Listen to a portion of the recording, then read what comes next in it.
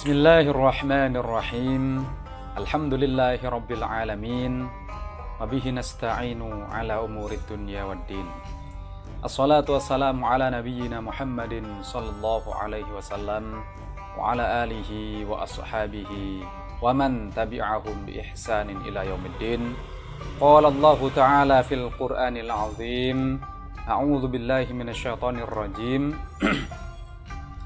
Laqad kana fi qasasihim ibratul liulil albab ma kana haditsan yuftara walakin tasdiqal ladzi baina yadayhi wa tafsila kulli syai' wa hudan wa rahmatan liqaumin yu'minun.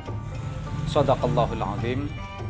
Assalamualaikum rekan-rekan sekalian yang berbahagia. Alhamdulillah, kita terus bersyukur kepada Allah yang masih memberikan kita kesempatan dan waktu serta kesehatan ya, sehingga kita bisa meneruskan cerita tafsir tematik kita.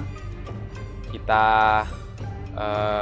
meneruskan ya, tema besarnya adalah sihir milenial, dan topik kali ini yang masih terkait dengan itu ya, secara serial kita akan bahas. Kali ini kita akan membahas tentang Al-Quran mencahayai akalmu. Mudah-mudahan segala sumber daya yang Allah titipkan kepada kita ya, rizki, ilmu, kesempatan, waktu, keluarga, teman-teman, sahabat, saudara, lingkungan, semuanya bisa bermanfaat dan berkah ya, mensupport kita untuk bisa selamat dan bahagia fid dunya wal akhirah. Dan mudah-mudahan ibadah puasa kita khususnya di bulan Ramadan ini diridhoi dan diterima oleh Allah Subhanahu wa taala. Amin ya rabbal alamin. Rekan-rekan sekalian, terkait dengan Al-Qur'an mencahayai akalmu ini, kita sudah tahu betul, kita tahu persis betul bahwasanya Al-Qur'an itu adalah sang penghidup ya, yang menghidupkan hati dan akal kita yang mati. Bukan hanya yang sakit yang akan bisa disembuhkan oleh ayat Al-Quran, tetapi yang mati pun itu bisa hidup kembali hati akal itu. Sebagaimana disebutkan oleh Allah di dalam surat Al-Anfal surat 8 ayat 24. A'udzubillahi minasyaitonirrajim. Ya ayyuhalladzina amanu istajibu lillahi walir rasuli idza da'akum lima yuhyikum. Hai orang-orang yang beriman, sambutlah seruan Allah dan Rasulnya ketika mengajak kalian pada sesuatu yang menghidupkan kalian ya, yaitu Al-Quran. Inilah sesuatu yang menghidupkan kalian, itu adalah Al-Quran ya. Rekan-rekan sekalian, jadi khasiat Al-Quran itu memang ada di maknanya itu, ada di artinya itu. Energi Al-Quran itu ada di maknanya itu memang ya, tidak ada yang lain. Jadi khasiat dan energi Al-Quran itu adanya ya di maknanya itu. Makna Al-Quran, itulah energinya ada di situ. Sehingga kalau kita kepingin energi Al-Quran, ya kita memahami maknanya. Ya, kemudian kita terapkan dalam kehidupan sehari-hari, maka di situ kita akan mendapatkan manfaatnya. Ya, jadi bukan untuk usir-usiran jin seperti kisah-kisah konyol yang sudah saya ceritakan kemarin itu. Ya, ada orang baik-baik saja diruqyah, dibacakan, dilantunkan ayat Al-Quran, kok malah trans. Kalau kita mengikuti logika awam, kok kesurupan dalam tanda kutip. Orang-orang baik-baik saja awalnya, para remaja itu baik-baik saja. Ya, diundang tim peruqyah profesional, kok malah kesurupan, kok malah pingsan. Ya, nah ini tentu saja ini bisa merusak mindset, akal sehat generasi kita itu. Sungguh rekan-rekan sekalian, ini kita peduli ya, kita bersama peduli tentang hal itu. Ya, di lain lagi ya, yang sudah jelas-jelas ada seorang remaja putri yang dalam tanda kutip kesurupan ya, sejatinya adalah trans atau gangguan psikogenik ya. Dibacakan, dilantunkan ayat-ayat Al-Quran dengan bermaksud, dengan bertujuan supaya jinnya itu atau roh halusnya keluar dari remaja putri itu, tetapi malah bacaan Quran orang yang menyadarkan itu malah dikoreksi oleh remaja putri yang kebetulan dia belajar ilmu tajwid. Malah dikoreksi, malah dimaki juga gitu. Ya. Nah, jadi sekali lagi, energi Al-Quran, khasiat Al-Quran itu bukan untuk jompa-jampi, untuk mantra, dibaca sekian kali, 3 kali, 7 kali, 100 kali, 1000 kali. Enggak seperti itu. Ya, itu enggak ada tuntunannya ada dalam Al-Quran dan tidak pernah diteladankan oleh Rasulullah SAW. Jadi energi Al-Quran itu ada di dalam maknanya. Itulah yang akan menghidupkan kita, menyembuhkan kita, menghidupkan kita, menunjukkan kita pada sesuatu yang menguntungkan, yang bermanfaat, yang menyelamatkan dan membahagiakan kehidupan kita. Ya. Jadi rekan-rekan sekalian, Al-Quran termasuk kitab-kitab suci yang lain, Taurat, Injil, Zabur dan lain seterusnya, yaitu memang dalam tanda kutip hanya kata-kata, hanya kalimat-kalimat. Ya, tetapi awas jangan meremehkan itu. Kenapa? Karena otak kita, akal manusia itu sangat dipengaruhi oleh kata-kata. Ya, sangat dipengaruhi oleh kata-kata. Orang tua misalkan yang mendapatkan info kabar anaknya kecelakaan, dia itu ada orang tua yang langsung ambruk atau langsung jatuh, langsung pingsan. Padahal yang diterima orang tua itu hanya informasi, baru berita. Tidak kejadian, belum kejadian betulan, baru berita bahwa anaknya kecelakaan misalkan, maka orang tua ini bisa-bisa langsung pingsan. Ya, padahal yang diterima dia adalah kata-kata. Jadi otaknya telah dipengaruhi kata-kata informasi buruk itu. Begitu juga orang yang mendapatkan kabar yang baik. Ya, misalkan anak atau saudara kita lulus kuliah, ya, atau anak atau saudara kita atau teman-teman kita yang kita sayangi, ya, orang-orang yang kita cintai mendapatkan promosi pekerjaan, ya, sukses dalam bisnisnya, kita ikut senang gitu, kita bahagia, kita happy, kita nyaman dan kita menjadi antusias mendapatkan kabar baik. Padahal itu baru kabar, yaitu kata-kata atau kalimat informasi yang masuk dalam otak kita. Ya, jadi sekali lagi otak kita itu dipengaruhi oleh kata-kata, oleh kalimat-kalimat. Begitu juga orang yang menonton misalkan komedi, tayangan komedi. Orang itu bisa terpingkal-pingkal, ya, tertawa, terbahak-bahak, terpingkal-pingkal. Padahal itu adalah kata-kata, kalimat-kalimat. Ya, hanya kata-kata, hanya kalimat-kalimat. Tetapi ingat, otak kita sangat dipengaruhi oleh kata-kata dan oleh kalimat itu. Jangan coba-coba misalkan Anda memiliki seorang anak, misalkan, kemudian Anda isolasi. Anda taruh di sebuah kamar yang seperti penjara gitu, dikunci, kemudian tidak pernah dikeluarkan, diisolasi, ya, nggak pernah dikasih informasi, nggak pernah diajak berbicara, ya, diisolasi pokoknya, nggak boleh keluar, mulai kecil itu, mulai bayi, ya.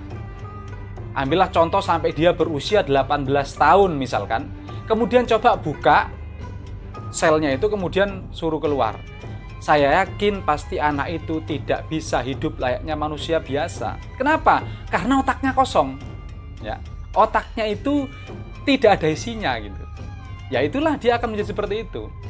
Ya, anak-anak ini, ya, Yahudi atau anak-anak anak-anak Arab Saudi misalkan, anak-anak Arab, mereka akan berbicara bahasa Arab. Anak-anak Cina, mereka akan berbicara Cina. Anak-anak Inggris, mereka akan berbicara Inggris. Anak-anak Indonesia, mereka akan berbicara Indonesia. Kenapa? Karena otaknya yaitu isinya. Jadi otak kita manusia ini sangat dipengaruhi oleh kata-kata. Ya, tidak ada ceritanya orang Indonesia lahir di Indonesia tahu-tahu ujuk-ujuk bisa ngomong bahasa Inggris atau ngomong bahasa Cina atau bahasa Arab. Itu mustahil. Ya. Kenapa? Ya, ceret atau teko, ya. Teko itu keluarnya itu sesuai isinya. Kalau teko itu diisi susu, maka yang keluar susu. Kalau teko itu diisi kopi yang hitam itu, maka isinya hitam. Kalau diisi air bening, ya maka keluarnya ya bening. Sama itu otak manusia itu seperti itu. Ya. Anak yang lahir di lingkungan Islam, Muslim, ya dia akan insya Allah Muslim. Anak yang lahir di lingkungan Kristen, dia jadi Kristen. Anak yang hidup di lingkungan Yahudi, dia jadi Yahudi. Orang yang hidup di lingkungan kejawen, Hindu Buddha, ya dia agamanya adalah Hindu Buddha. Luar biasa. Jadi otaknya tidak hanya bahasanya, tapi juga keyakinan-keyakinannya itu sangat dipengaruhi oleh kata-kata, oleh kalimat-kalimat. Ya kan? Lah, jadi rekan-rekan sekalian, sekali lagi, jangan kita meremehkan kata-kata, kalimat-kalimat itu. Ya, termasuk kata-kata, kalimat-kalimat yang kita ucapkan pada anak kita, pada pasangan kita, pada orang-orang yang berinteraksi sekitar dengan kita sehari-hari itu. Makanya kalau kita mengutip hadis, ya rekan-rekan sekalian, itu disebutkan man kana yu'minu billahi wal yaumil akhir falyaqul khairan aw liyasmut. Barang siapa yang beriman kepada Allah dan hari akhir, falyaqul khairan, hendaklah ia berkata-kata yang baik. Kalau tidak bisa, falyasmut, hendaklah mingkem, hendaklah diam. Ya. Jadi tanda atau ciri dari orang yang beriman, betul-betul beriman kepada Allah dan juga kepada hari akhirat, itu ngomongnya itu insya Allah banyak benarnya, banyak baiknya gitu. Ya. Daripada ngomong ngawurnya, ngomong buruknya, ngomong salahnya gitu. Apalagi sampai ngomongkan orang, ghibah, adu domba, ya, fitnah. Insya Allah orang yang benar-benar beriman kepada Allah dan hari akhirat akan terbebas dari itu, atau minimal lah, ya. Begitu juga di dalam Al-Quran disebutkan, ya, waqulu qawlan sadidan yuslih lakum a'malakum. Maka katakanlah, ya, hai orang-orang yang beriman, berkatalah kalian itu kata-kata yang baik, kata-kata yang benar. Yuslih lakum a'malakum, maka lantas Allah akan memperbaiki perbuatan dan pekerjaan kalian. Jadi sangat erat kaitannya antara kata-kata yang baik dengan tindakan-tindakan yang baik. Kata-kata yang buruk, ya tindakannya tindakan yang buruk. Keyakinan-keyakinan yang salah, keyakinan yang kotor, itu berawal dari kata-kata atau kalimat-kalimat yang salah dan kotor. Ya, kata-kata berbuah jadi mindset atau pola pikir, pemikiran. Lah pola pikir itu, pemikiran itu berubah menjadi tindakan dan perbuatan, kebiasaan. Lah, kebiasaan itulah yang akan menentukan nasib kita. Apakah kita celaka dan menderita di dunia maupun di akhirat kelak? Apakah kita itu selamat dan bahagia di dunia wal akhirah? Itu dari kata-katanya, dari pikirannya, dari apapun yang masuk ke dalam pikiran orang itu, ke dalam otaknya itu. Ya, jadi luar biasa rekan-rekan sekalian ketika Al-Quran itu mencahayai akal kita. Akal kita ini memang sangat cocok dengan kata-kata, terutama ini kata-kata wahyu firman Allah itu, panduan guidance itu, ya. Itulah kata-kata itu yang mencahayai akal kita, yang menghidupkan akal kita. Makanya di dalam Al-Quran itu, ya, kitabun anzalnahu ilaika, ya, mubarakul liyadabbaru ayatihi waliyatadzakkara ulul albab. Sebuah kitab Al-Quran itu diturunkan kepada engkau, ya, itu menjadi berkah, dan supaya orang-orang yang memiliki akal sehat, memiliki kecerdasan itu memikir-mikirkannya, merenung-renungkan isinya itu. Ya, jadi energi Al-Quran itu ada di maknanya itu, rekan-rekan sekalian. Ya, banyak di ayat Al-Quran yang lain bahwasanya memang kata-kata, kalimat-kalimat Al-Quran itu ya cocok atau sesuai untuk akal kita. Memang konsumsi akal manusia ini, makanan yang sehat memang untuk akalnya, yaitu untuk memahaminya. Afala yatadabbarunal Quran. Apakah mereka tidak memikir-mikirkan dan merenungkan isi Al-Quran itu? Jadi isinya, maknanya, ya. Afala tatafakkarun. Apakah kalian tidak berpikir? Mengapa kalian tidak berpikir? Afala taqilun. Apakah kalian tidak menggunakan akal kalian? Mengapa kalian tidak menggunakan akal kalian? Surat 10 ayat 99 sampai 100, wa yaj'alullahu rijsa 'alal ladzina la yaqilun. Bahkan Allah sampai menimpakan kemurkaan pada orang-orang yang tidak menggunakan akal sehatnya itu. Ya. Jadi rekan-rekan sekalian, tampaknya ya Allah itu menciptakan organ-organ vital kita seperti mata, otak, ya, hati, ya, pendengaran, penglihatan, Dan ini, mulut ini, lidah ini, lisan ini, itu organ-organ penting yang khas manusia. Binatang, hewan tuh nggak bisa ini seperti manusia bercerita, ya, menulis, misalkan mengajar, ya, membuat video, ya, misalkan. Ini adalah kegiatan literasi, ya, yaitu khas manusia memang. Khas manusia itu, pilihan manusia itu, bahkan ketika Adam diadu dengan para malaikat itu, ya, itu tolak ukurnya adalah ilmu. Tolak ukurnya adalah al-isim atau al-asma atau kata-kata benda atau sesuatu yang menamai nama-nama dari benda-benda yang ada. Oh, kalau ini namanya kursi, kalau ini namanya smartphone, kalau ini namanya kembang atau bunga, kalau ini namanya air. Lah, inilah kekhususan Allah menciptakan manusia itu, yaitu manusia bisa memberi nama, ya, bisa berpikir, ya, seiring dengan perkembangan tulisan. Memang ketika ditemukan tulisan itu, peradaban manusia itu berangsur-angsur mengalami kemajuan yang eksponensial, yang cepat gitu. Ilmu pengetahuan dan teknologi itu berkembang cepat ketika ditemukannya bahasa atau tulisan maksud saya, ya. Jadi tulisan itu adalah pemisah antara zaman prasejarah dengan zaman sejarah, antara manusia purba dengan manusia modern, ya. Semakin tulisan itu dikembangkan, memunculkan ilmu pengetahuan, ayat-ayat kauniyah yang kemudian dirumuskan, kemudian dipelajari, ya.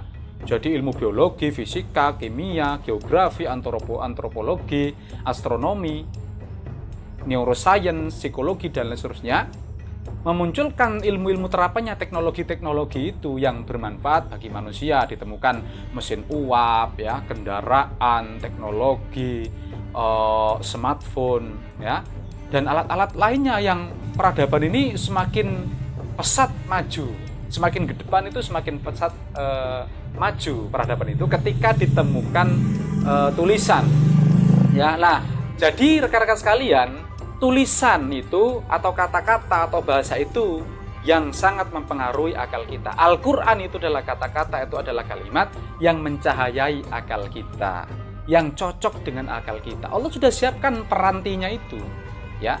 Ada akal, ada mata, gitu ya, ada lisan ini untuk melakukan proses literasi, proses budaya gitu, berbudaya. Inilah ciri khas manusia dari hewan. Ya, kalau cuma tidur, cuma makan, cuma seksual intercourse, yaitu sapi, kambing, badak, gajah, semut, itu bisa. Kalau cuma tidur, makan, kemudian seksual intercourse, itu bisa, kerja bisa.